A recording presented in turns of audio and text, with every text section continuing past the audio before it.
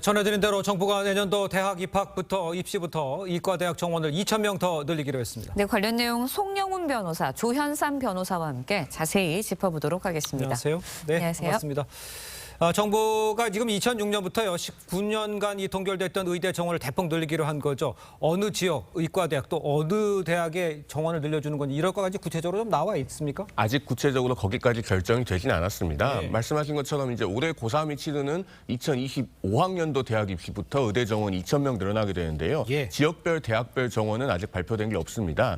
그 조규용 복지부 장관은 대학별 입학 정원은 교육부의 정원 배정 절차 등을 거쳐서 추후에 발표한다고 했고요. 예. 또 정부는 지역 의대들이 이제 지역 인재 전형으로 60% 이상 의무적으로 뽑도록 하겠다는 방침을 밝혔습니다. 예. 이런 점으로 미뤄볼 때 일단은 지방 의대 중심으로 정원이 늘어날 것으로 예상이 되고요. 또 그 대학별 수시 모집 일정 등을 감안해 볼 때 4월쯤에 구체적으로 정해질 것이다. 이런 정도까지는 예상해 볼 수 있을 것 같습니다. 그렇군요. 네, 정부가 일단은 의대 증원으로 지역 의료 공백 문제 해결하겠다라는 입장인데 어떤 근거로 또 이렇게 이야기를 하는 건지 여기에 대해서 궁금하거든요.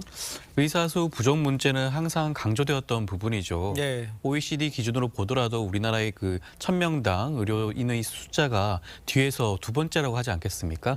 그렇다 보니까 이번에 의사 정원을 늘리면서 지역 의료를 공백을 메우겠다는 그런 의견을 밝히신 것 같은데요. 예. 그렇다고 하더라도 아직까지 구체적인 안이 나온 것은 아닙니다. 그렇다고 하더라도 필수 의료 정책 패키지라든가 의료 수요를 적극적으로 관리하고 시니어 의사제 등을 도입을 해서 네. 지역 의료의 공백을 메우겠다는 안이시긴 한데 네. 아직 좀 더 구체화되어야지 할 수 있을 것 같습니다. 알겠습니다.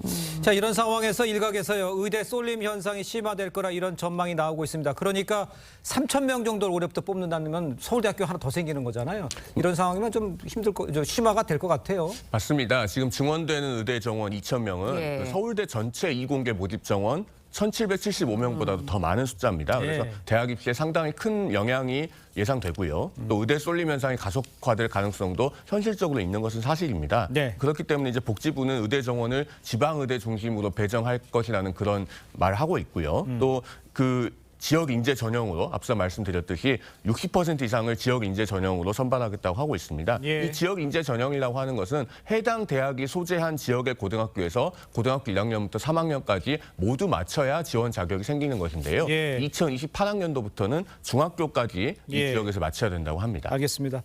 자, 이제 뭐 의사 단체들이 총파업에 나선다는데 예. 정부가 여기에 대해서 대책이 좀 있습니까? 어떻게 되는 상황인가요? 의사단체의 입장에서는 갑작스러운 의대 정원 증원이 네. 어떻게 보면 질적 하락이라든가 그다음에 사실 우리 국가가 바라는 것은 지역 필수 의료에 많은 의사들이 동원되는 거 아니겠습니까?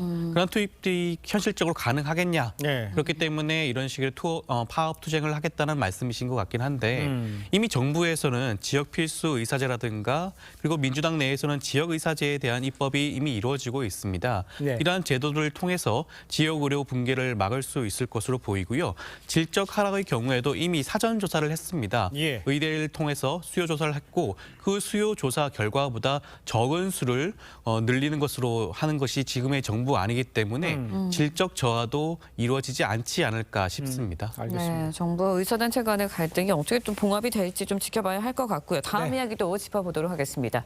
금융당국이 불법 대부업체로부터 돈을 빌렸다가 나체 사진 유포 등 이제 불법 출심을 당한 피해자들을 위해서 계약 무효화 소송을 지원하기로 했습니다. 일단 불법 대부 계약 2건을 선별해서 돕기로 했는데 왜 이렇게 지원에 나서게 된 건가요?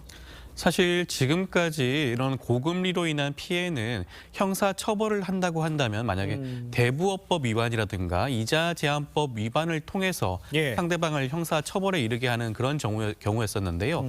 지금처럼 민사적으로 계약 무효에 이르게 한다면 사실 지금까지 지급을 했던 모든 것들에 대한 그 이자 부분, 고금리 이자를 돌려받을 수 있는 그런 기회가 열리게 됩니다. 예. 그렇기 때문에 정부 입장에서는 이러한 지원책이 실질적인 피해 구제 당시의 방안이라고 생각을 하신 것 같고 개인적으로도 굉장히 바람직한 방향이 아닌가 싶습니다. 알겠습니다. 네. 이게 불법인 것과 동시에 뭐 1000%, 뭐 네. 7000% 이렇게 했다는 거 아니에요? 불법 사채 피해자가 민사 소송을 제기한 건 이번이 처음이라고 합니다. 그렇다면 의미는 좀 부여할 수 있을 것 같아요. 그 엄밀히 말하면은 이제 초과 이자를 지급할 필요가 없다는 소송은 이전에도 있었습니다. 아, 그렇습니까? 예, 이번에는 원금 이자 다 지급할 필요가 없다고 주장을 하고 있는 것이고 예. 심지어 이제 위자료까지 지급 오히려 돌려받아야 된다 이렇게 지금 주장을 하고 있는 것인데요. 예. 지금 현재 대부업법과 이자 제한법상 그 최고 이자율은 연 20%입니다. 네. 이 부분을 초과하는 이자는 약정하더라도 무효이기 때문에 네. 돈을 빌린 사람이 지급할 의무가 없습니다. 다만 이번 소송은 금융감독원이 지원을 해서 그 원금과 이자를 전부 다 무효화하는 이제 그런 소송을 제기한 것이고요. 이게 선례적인 결정이 될지 한번 지켜볼 필요가 있을 것 같습니다. 알겠습니다. 네. 자, 두 분 말씀은 여기까지 듣겠습니다. 고맙습니다. 고맙습니다. 감사합니다.